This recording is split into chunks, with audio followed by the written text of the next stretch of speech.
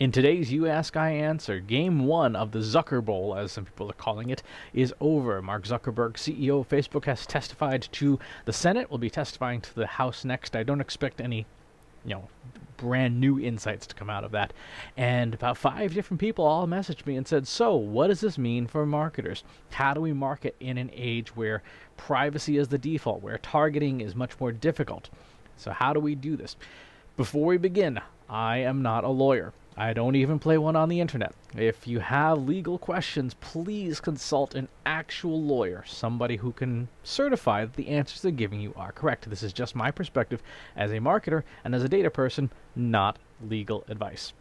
So, we will need to do 3 things: own, build, and learn. Let's dig into these. Number 1, own. We need to own our data. If you are not paying, you are the product. That is the fundamental truth of all of this, and it is the truth of the internet today. If you are not paying money out of pocket, you are the product. This is doubly true for business services. You think all those free things from all these different tech companies have no strings attached in the 75-page user agreement.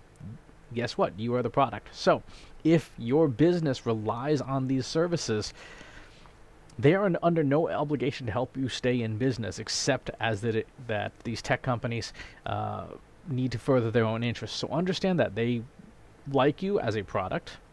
They may like you as a customer if you're paying a nominal amount, but fundamentally they have to stay in business. They will do whatever it takes to stay in business, including put you out of business. So own your data. This also means download as much of your data as you can right now, especially if your business relies on third-party data from any number of APIs, ad systems, analytics, customer data platforms, whatever it is. If you have a third-party company that is controlling a substantial portion of your business's data, download it now, because regulation is coming. It's already here in parts of the world. The most well-known one is GDPR, the General Data Protection Regulation in the EU, which has planetary consequences, but more regulation is coming. Mark Zuckerberg and CEOs of technology companies don't testify in front of Congress because Congress has nothing better to do. Well, I mean, they don't necessarily have a lot more productive things to do, but that's politics. Regulation is coming. We know it's coming. What form it will take, we don't know. The third thing in own is have backups of critical systems. Run backups in parallel for critical systems. Really good example. Almost everybody on the planet uses Google Analytics. It's free. Remember the first lesson. And it is the gold standard in marketing. And for good reason. It's a great product. It is a fantastic piece of marketing software, and I would say it has advanced marketing and business growth for tens of thousands of companies and created billions of dollars in value to the economy. It is a valuable product, and I wholly support Google Analytics and the Google team. But I'm not under any illusion that Google wants to provide this without strings, right? So, if your business relies on web analytics, you owe it to yourself to run a backup. There's a package called Matomo Analytics, which you have to run on your own server. You have to, spin up a cloud server, install the software, and get it running. It is a web analytics package too. The difference is you own the server, and you have to pay for the server, but it's your own data, then you own it. And so run it in parallel. Matomo cloud services, which again, this is now you are the customer, you're paying money for these things, are anywhere going to be between like $5 and $20 a month. So you can afford probably to do this yourself, unless you have like $0. So that's part 1.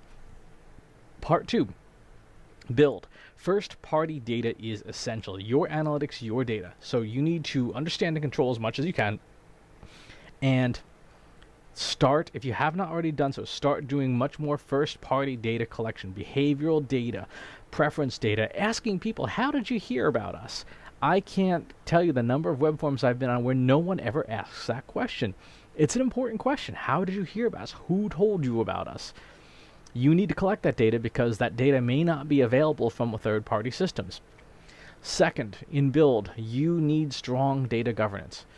Ask or have your legal counsel review all the data services you work with, everything data in your company needs legal review. And then needs a strong governance policy. You need to have governance in place that dictates who is responsible for what, where, when, why, and how. GDPR is going to require you to do this anyway. If you do any business outside of your nation that could potentially interact with an EU citizen, GDPR requires you to do this anyway. So having that is an important part. Clear user agreements, clear data policies are the law of the land in places, and the easiest thing to do is be globally compliant with the strictest standard, which in this case right now is GDPR, for many things except spam laws, which Canada's castle law is sort of the strictest in the world right now. Be globally compliant with the highest standard, and you're good to go. Third, as marketers, we have to learn how to model on behavior. We don't necessarily need to collect as much data as we do. We can collect the minimum viable amount of data we need to make decisions in our systems. Instead, we should also be collecting lots of behavioral data because it can't be compromised. You can't steal someone's identity by telling how many pages they visited on your website and in what order, but we can make good business decisions as to whether someone's a viable prospect based on the order and flow of the pages that they visit on our website. As an example, that's owned data, it's ours, we can build models on it, and it's not sensitive data in the sense that someone's identity could be compromised with it. We have to learn patterns in owned data, especially for stuff like social media data, search data, web analytics data, whatever, anything that we are interacting with from systems we don't own. We need to do our best to build and understand patterns in all this third-party data and construct statistical models today with the data we have that says, okay, when people do X, Y, and Z and come in on this page and behave like this, they are likely to convert. We need these patterns in case those APIs and that third-party data goes away. If it does, we have models that we can use to continue to make business decisions from the data we have. And third, in the learn category, we have to, if you have not already done this already, you must get good at machine learning.